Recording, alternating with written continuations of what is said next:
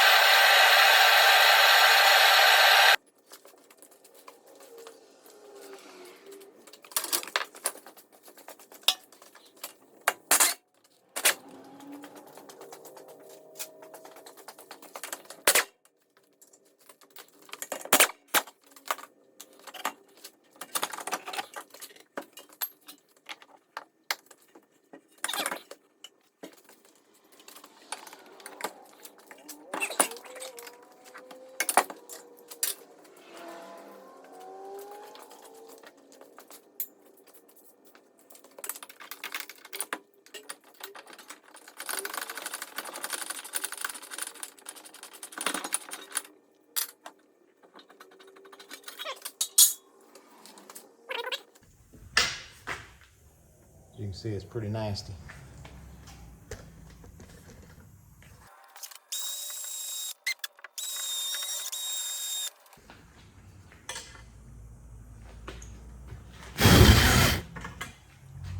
Good and clean again.